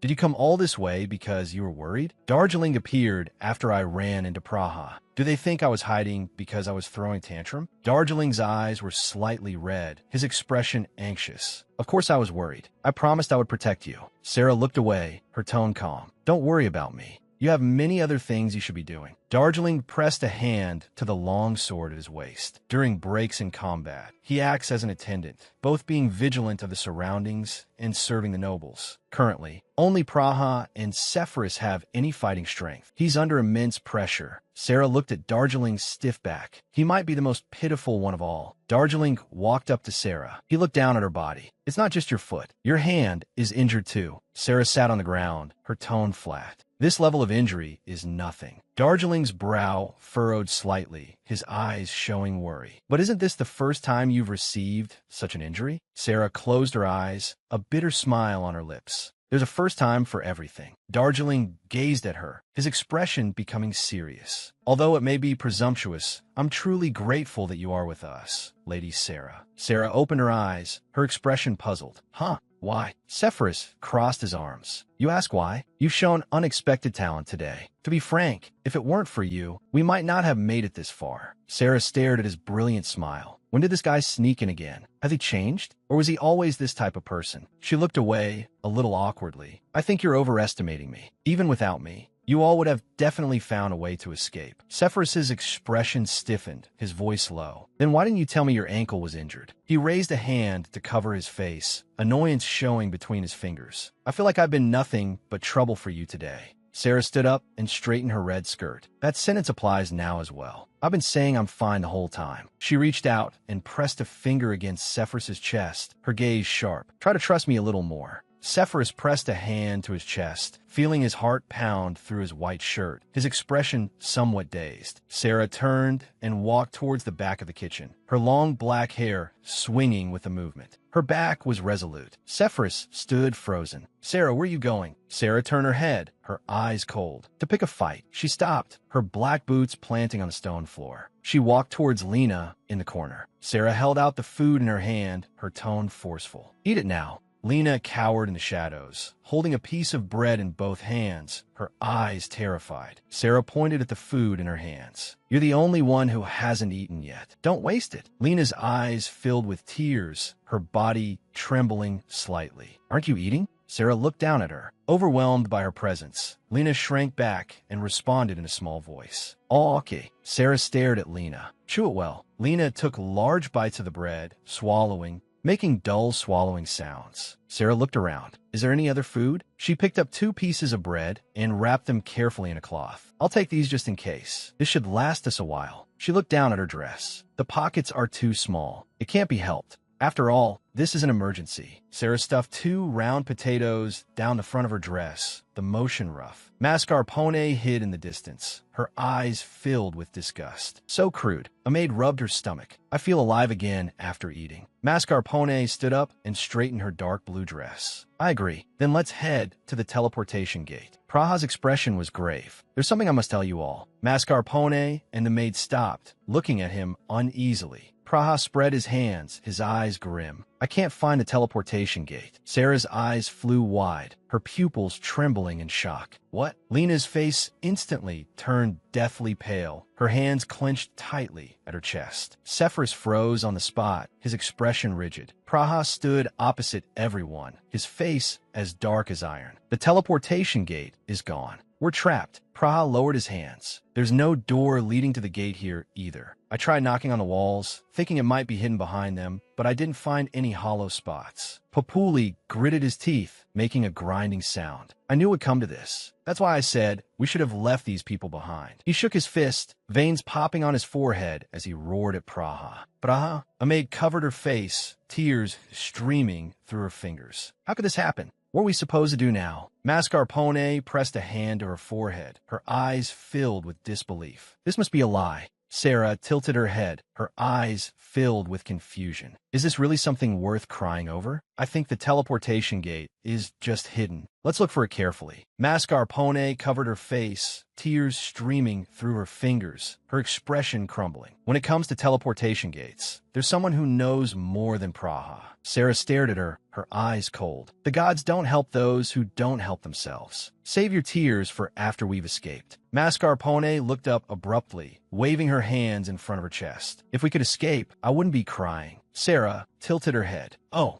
is that so? Mascarpone lowered her hands and took a deep breath, trying to calm her ragged breathing. Sarah stared into her eyes. Now that you're calm, help us. You're the one who holds the key. It was your family that installed the teleportation gate, wasn't it? Sarah raised a hand to her forehead, her long hair falling with the movement. Were teleportation gates usually installed? Mascarpone bit her fingertip, her eyes thoughtful. Let me think. A teleportation gate requires a considerable amount of space. Because the magic it releases can cause explosions, it's usually installed outdoors. She pointed to the surrounding walls. If it's installed indoors, the walls must be reinforced and thickened to withstand a magical impact. Sarah turned and knocked on a wall, producing a crisp sound. I see. These walls don't look very thick. Sarah looked down at the ointment in her hand. There's sprain medicine in the kitchen. Strange. I could understand if it were burn ointment. Did someone fall from a ladder? But there are no high shelves here that would require a ladder. Mascarpone's eyes flew wide. In a single-story building, the teleportation gate is sometimes installed underground. To detect the vibrations from below, some small items are scattered on top. Items. Praha quickly walked to an empty spot, bending down. Let's move this. He made a fist and knocked hard on the floor with his knuckles, producing a hollow echo. There's space underneath. Sarah knelt beside Praha, staring at that section of the floor. Just as I expected, Mascarpone moved closer to observe. This should be the type where the handles only appear after authentication. Since it didn't respond to Praha, the registered authenticator must be the head chef. Praha looked up, a hint of doubt in his eyes. What's the authentication method? Sephirus raised a hand to his forehead, his eyes thoughtful. Authentication requires a hand or a face. Once it passes, it will respond to human intent. He lowered his hand, his gaze sweeping over the group. As long as you shout, open, or move your hand, anyone can give the command. Papuli strode towards the corner. Then this is simple. He crouched down and lifted a bloody head from the shadows, a twisted smile on his lips. We can solve this with the head chef's face. Sephirus whipped his head around, reaching out to stop him. Wait a minute. Let's discuss this first. Papuli, he hissed. Papuli turned a deaf ear, slamming the head hard against the floor. We're about to lose our lives. What is there to discuss? The ground gave a dull tremor. 2 metal handles broke through the floor and rose slowly. Lena stared at the handles, her pupils trembling. There are red marks on the handles. Were they painted on to make them easier to see? Sarah stared at the red color, her eyes cold. Something's wrong. It's impossible.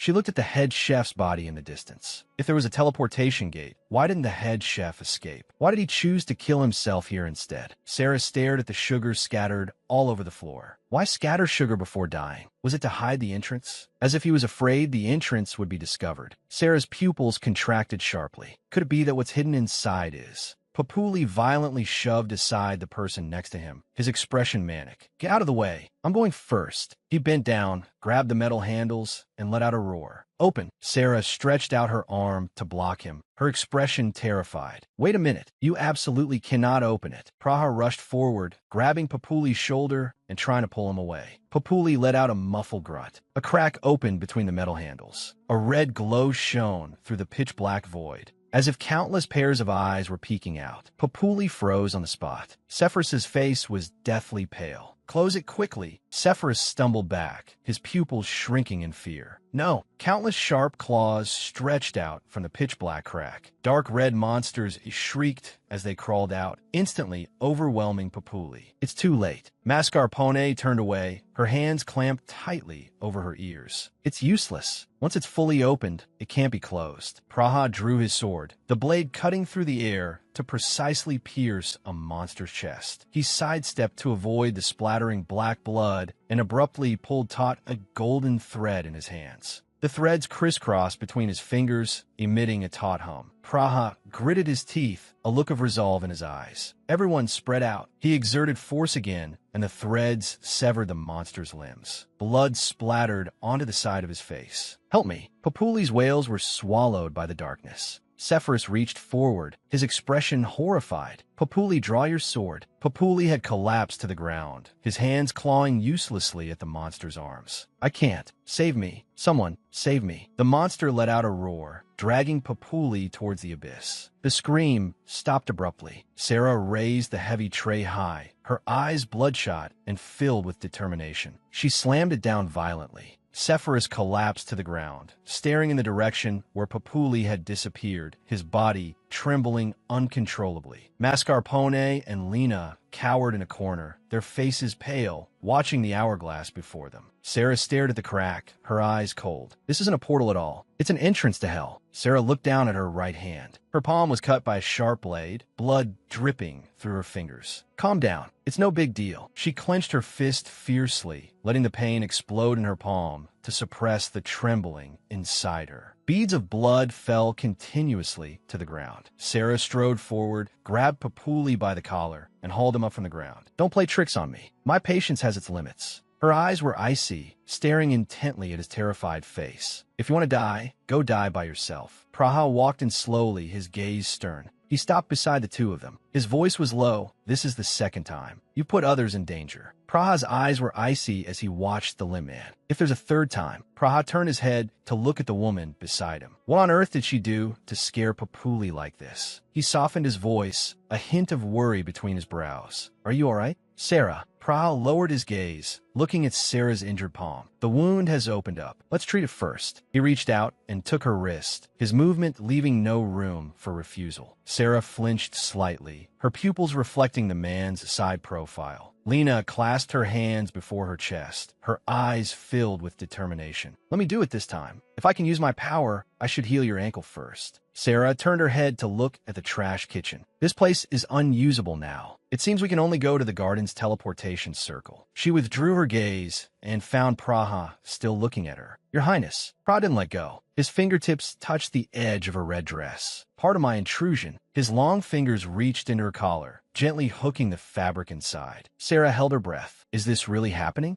Praha's fingertips were wrapped in a golden thread, which he pressed against Sarah's chest. Is it all right to use this for bandaging? This was originally a weapon, wasn't it? He lowered his gaze, adjusting the thread with a focused expression. This thread can adjust its sharpness based on the force applied. I see. Praha wrapped the thread around her wound, his movements gentle. As long as it's secured tightly enough, the wound will heal faster. There, it's done. Sarah looked down at her bandaged palm and responded softly, thank you. She suddenly remembered something, a glint of gold flashing in her eyes. Right? Since we're leaving, let's take the items from here with us. Sarah squatted by the fireplace, staring at the cold bricks. If we were to start a fire here, What method would you use? She turned her head, her eyes showing cool calculation. Since smashing their heads can kill them, fire should also work. Praha held a heavy ceramic pot, his eyes filled with doubt. Use fire against them? Sarah stared at the dense swarm of monsters. There are too many monsters. We can't chop off their heads one by one. We can use Molotov cocktails. The materials are all here. Sephir stroked his chin, looking puzzled. Who's going to make something like that? Sarah raised her hand, the one wrapped in thread. I will. Sephirus stared at the woman before him. Do you know how to make them? Sarah pushed aside her messy hair, a confident smile on her lips. For an ambitious, noble lady, this is basic knowledge. Although I learned it from the movies. Sephirus chuckled softly, a hint of admiration in his eyes. You really are a special person.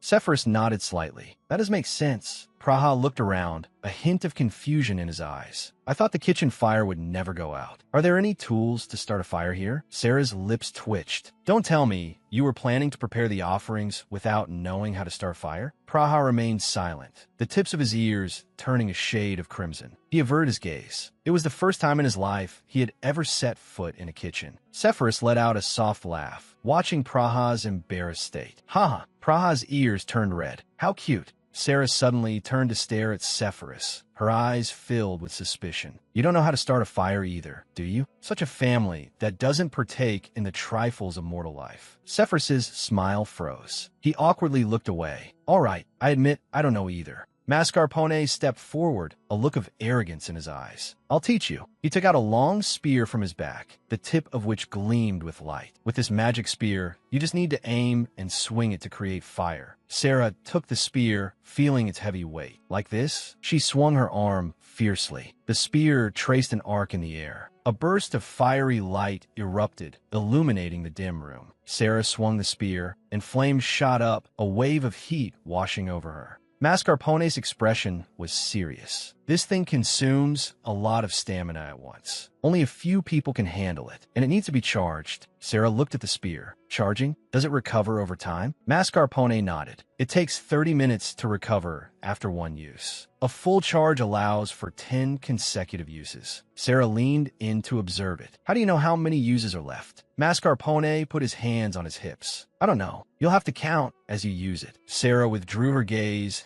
and looked at the night outside the window. At least it's better than flint, even though we can't make Molotov cocktails. She held the spear tightly and offered it forward. Praha reached out and took it with a steady motion. Sarah looked into his eyes. I'm leaving it with you. You seem more skilled than Sephirus. I feel like that guy would break it. Praha gripped the spear, his eyes firm. I'll take good care of it. Sarah breathed a sigh of relief. Actually, this thing isn't mine. And to be honest, it's a bit heavy. Praha walked towards the door and turned his head to look at Sarah. Your Highness, it seems we can go out now. He gripped the spear in his hand and was the first to step into the hallway. The main teleportation circle is at the end of the garden, but between the villa and the garden, there's a hunter's cabin. Sarah stared at the map, her fingertip tracing the edge of the parchment. The problem is we don't know how many corpses are there. How is it written in the novel again? I can't remember at all. Lena leaned against the wall, her face pale. If we get surrounded or panic, it would be too dangerous. Mascarpone shrank his neck, just imagining the scene of being thrown in there. It feels like it's all over. Sarah rested her chin on her hand, her eyes filled with confusion. What does the garden actually look like? Praha looked at Sephirus beside him, his gaze calm again. In any case, let's take shelter in the hunter's cabin first. Sephirus and I will scout the garden. Sephirus adjusted his cloak, a relaxed smile on his lips. No problem. Sarah stared into the void, a bead of cold sweat trickling down her temple. I thought the kitchen was the end of it, but we're back to square one. What a pain. She turned around, her back showing her resolve. It's come to this. We can only keep moving forward. Praha held out a pair of black boots and looked at Lena. Miss Lena, please change into these. They were taken off a corpse, so they might make you uncomfortable. Lena took the boots and hugged them tightly, a gentle smile blooming on her face. It's all right. Miss Sarah is wearing them too. Thank you. Darjeeling. Sarah watched this scene, her tense shoulders relaxing slightly. Thankfully, no one has broken down. The heavy wooden door opened slowly with a harsh scraping sound. Outside, the ground was overgrown with weeds. Though the night was soft, the wind that blew across their cheeks carried a chill. The group stepped into the courtyard, their footsteps echoing on the stone ground. The air was thick with a cruel atmosphere. A maid suddenly froze, her hands gripping Sarah's red dress tightly, her pupils trembling violently with fear.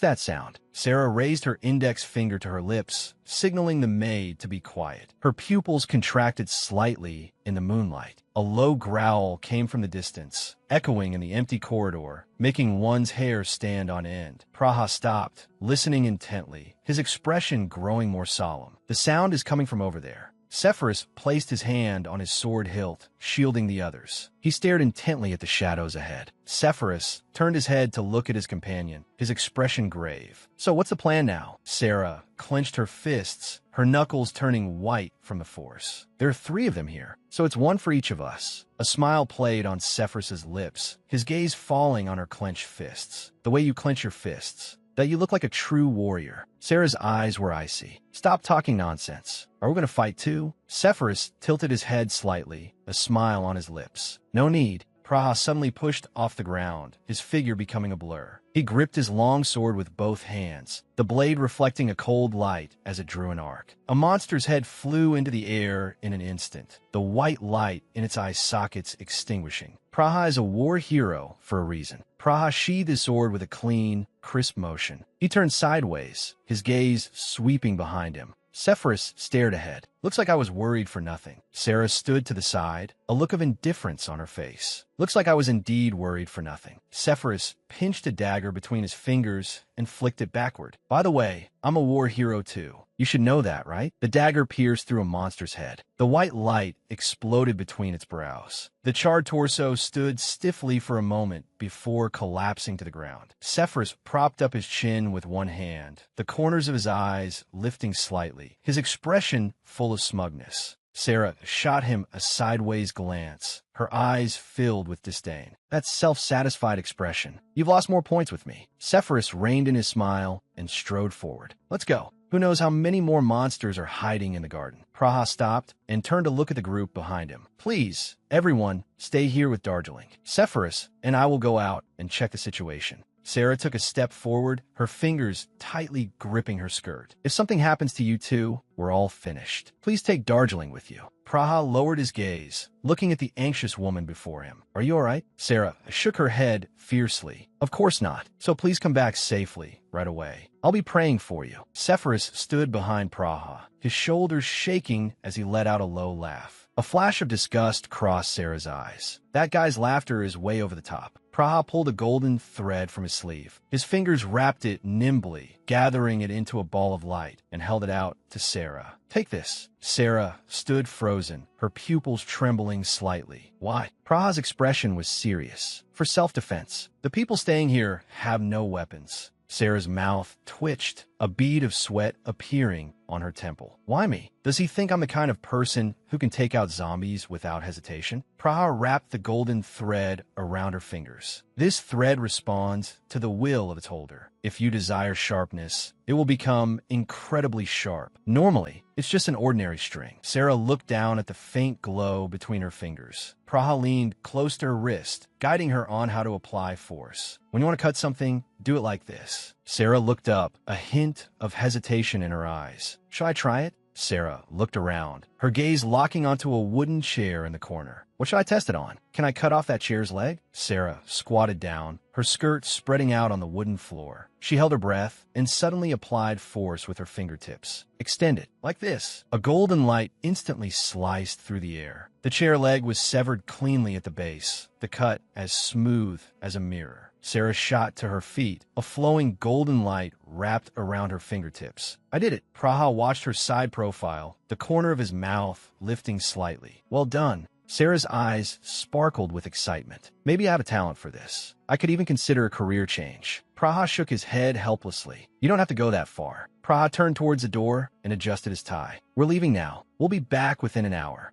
Lena clasped her hands tightly before her chest, her fingers trembling slightly from the force. Your Highness, we will wait for you here. Please be careful. Praha stopped, letting Lena tug on his sleeve, and gave a slight nod. Sarah was squatting in a corner, holding the ball of golden thread in both hands, her cheeks flushed. This is great. I got a rare item. I'm practically invincible now. Sephirus stood beside Praha and turned to look at Sarah. Sarah, I'm leaving too. Aren't you going to see me off? Sarah kept her back to them, continuing to fiddle with the thread in her hands, showing no intention of turning around. Sephirus stood frozen, his smile gradually fading. Pra took a step. Let's go. Sephirus followed behind, glancing back at her retreating figure. She's really changed. Mascarpone sat on the floor, hugging his knees tightly, his body trembling nonstop. So cold. Lena knelt on the other side, staring at the floor. I wonder if Mother and the capital are safe now. I'm so worried. Sarah looked at Mascarpone, seeing his dejected state, and actually found him a bit pitiful. Why get back to the real world? I'm definitely signing up for a self-defense class. In her mind, Sarah pictured herself sweating profusely, starting to practice swordsmanship again, maybe even learning karate. I have to build up my physical strength now. Sarah clenched her fist, her gaze becoming determined. Sarah rested her forehead in one hand, her brows furrowed. But the reality is, I really just want to go home. Lena and the woman beside her looked at each other and smiled. If only this were all just a dream. The woman beside her looked up at the window. How long has it been? It feels like more than an hour has passed. Sarah's eyes flew open, her mouth twitching. It hasn't even been 10 minutes. 10 minutes, Lena exclaimed, her face full of disbelief. Sarah was huddled between the two of them, the three of them squeezed together in a comical sight. Sarah's expression suddenly turned serious, her fingertip resting on her lower lip. Speaking of which, this garden. If you walk straight through, how long does it take to reach the teleportation portal? Lena tilted her head slightly. I heard it takes about 20 minutes. That's quite a long distance. Sarah pressed her fingertip to her lower lip, her gaze sharp. So His Highness and the others have to cross that huge garden, get through a pride of lions, and then make their way all the way back here. Lena lowered her gaze, looking a bit flustered.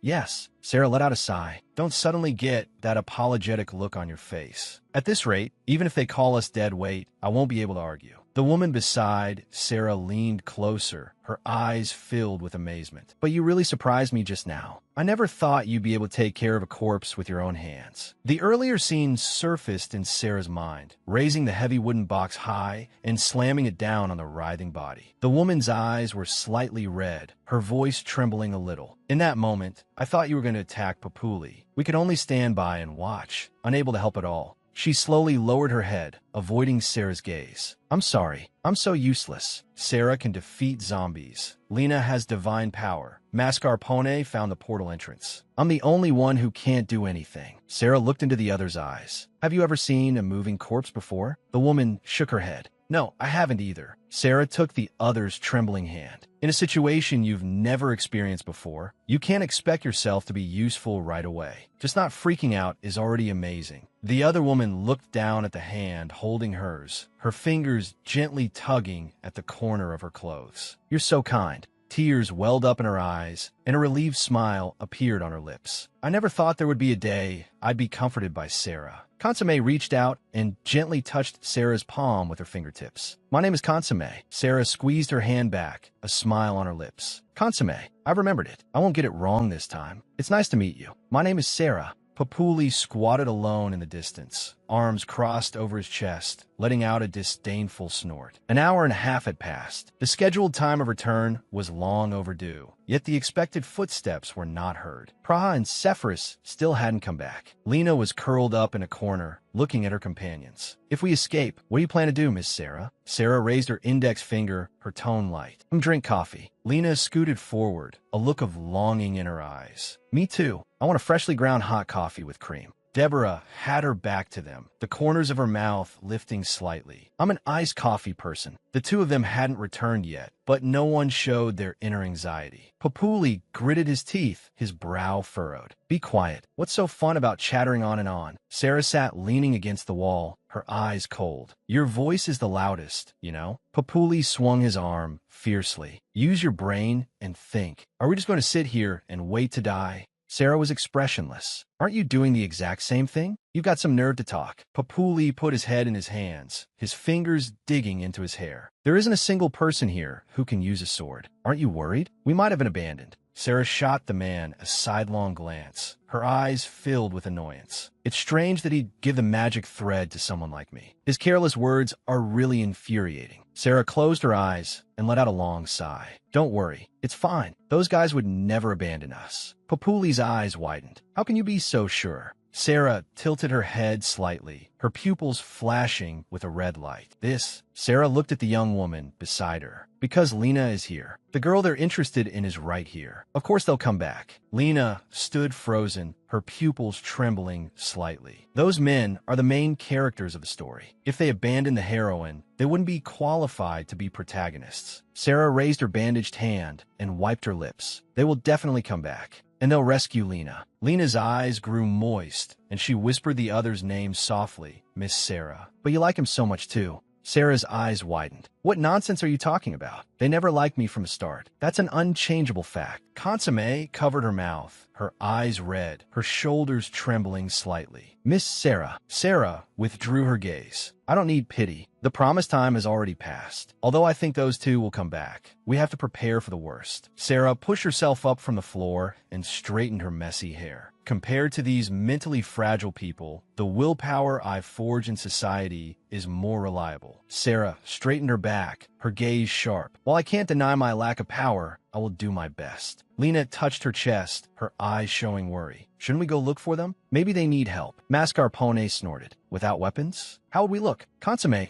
hunched her shoulders. What if we get lost? Get lost. Is the garden that big? Sarah turned sideways and raised a hand to signal for calm. If we're going out, we have to wait until sunrise. First, we need to make sure we get through tonight safely. Lena looked confused. How do we prepare? Sarah tightened the golden thread on her fingers, the line glinting between them. It made a faint scraping sound. Sarah pulled the golden thread on her fingertips taut, a cold smile on her lips. Set a trap to keep those corpses from getting in. I observed how Praha did it. As long as you tie this thread to a protrusion like a pillar, it can be used as a trap. Sarah stared at the doorway. If we stretch the thread across both sides of the door, even if the corpses break in, they'll be tripped. If we're lucky, it might even cut off their heads. Lena shrank her neck, her eyes full of unease. But what if our companions fall into the trap? Sarah raised her hand, her fingertips brushing over the sharp thread. It's fine. I can adjust the thread's sharpness with my will. Sarah's fingertip suddenly twitched. She pulled back her hand and put her finger in her mouth. Got a splinter. Lena rushed over in a panic. Are you all right? Sarah shook her head gently. I'm fine.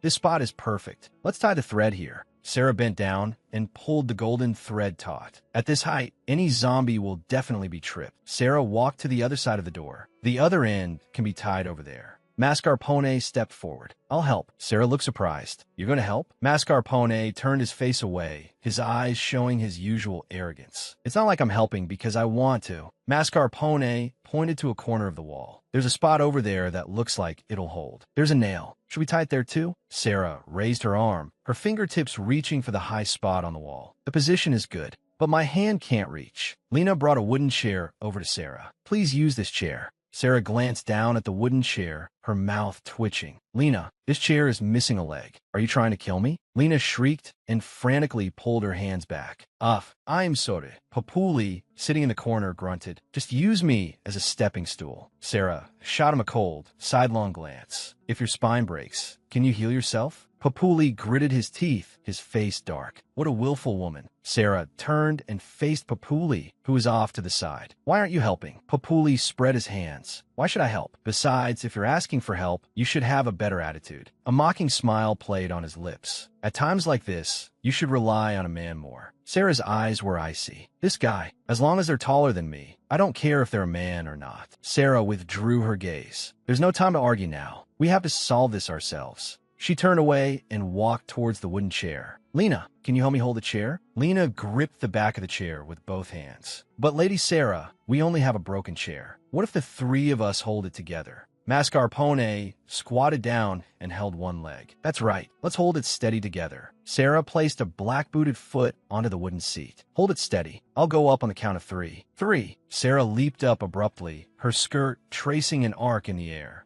Lena let out a scream. Why didn't you say 1 and 2 first? Sarah lay flat on her back on the wooden floor. Lena and mascarpone were sprawled beside her. Everyone was exhausted, breathing heavily. I'm so tired. Sarah turned her head, her eyes filled with exhaustion. She was terribly thirsty. She turned her neck with effort. Her gaze swept to the closed wooden door. The golden threads formed a large cross, sealing the entrance. Still no movement? Sarah stared at the door and responded in a low voice, yeah. Papuli crossed his arms, his eyes filled with disdain. That thing is completely useless. Sarah shot him a sidelong glance. What an asshole. All talk and no action. Sarah pushed herself up from the floor and straightened her messy hair. How long has it been? I am hungry, Papuli suddenly. Dot shouted. His stomach let out a loud rumble, breaking the dead silence. Sarah froze, exchanging a look with mascarpone beside her. The air fell silent. Sarah closed her eyes, her brow furrowed. So what?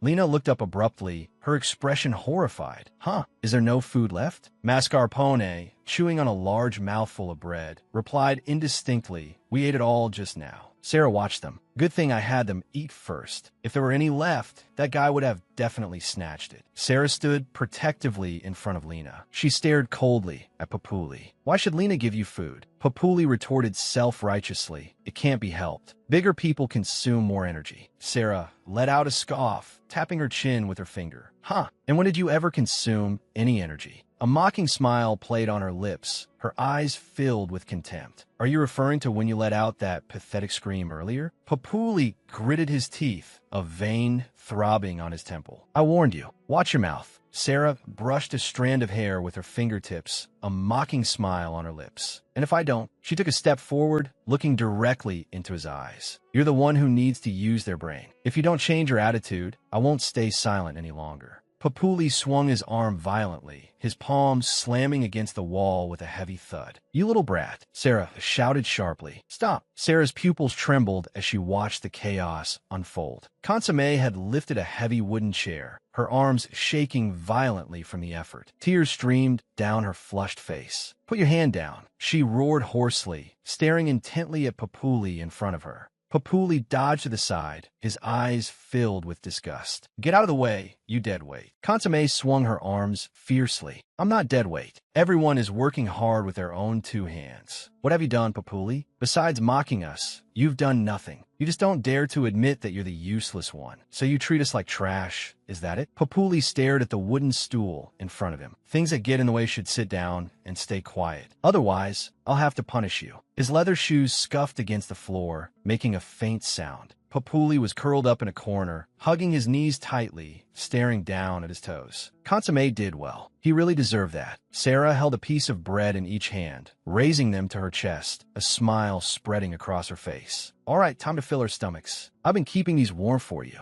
Lena, hiding in the back, let out a muffled sound. Papuli's head shot up, sweat beading on his forehead, his eyes full of disbelief. There's food? Sarah turned sideways, a smile in her eyes. Of course there is. Want some? Lena stood to the side, holding bread in both hands. Her expression was dazed. Papuli's Adam's apple bobbed, his gaze locked on the bread. Joe, Sarah took a bite of bread, her eyes cold. Based on your attitude just now, I don't feel like sharing any with you at all, putting on such high and mighty airs. Don't come crawling to us now. Lena nibbled on her food. Mascarpone stared at the bread in his hand. Beside him, Consomme was eating with her head down. The 3 of them were gathered together. Lena let out a soft laugh. Mascarpone chuckled behind his hand. Consomme laughed out loud along with them. Laughter echoed in the air. Consomme squinted. Oh dear, I just finished rubbing my feet and then used this hand to grab food. Lena tilted her head. Me too. My fingernails are full of dirt. Sarah raised her index finger, her expression serious. Only those with enough strength and can maintain so-called cleanliness and elegance. The winners now are the ones who survive, even if their hands are covered in mud. Let's just make it our little secret that we touched food with dirty hands. Lena gently wiggled her fingertips, her eyes hesitant.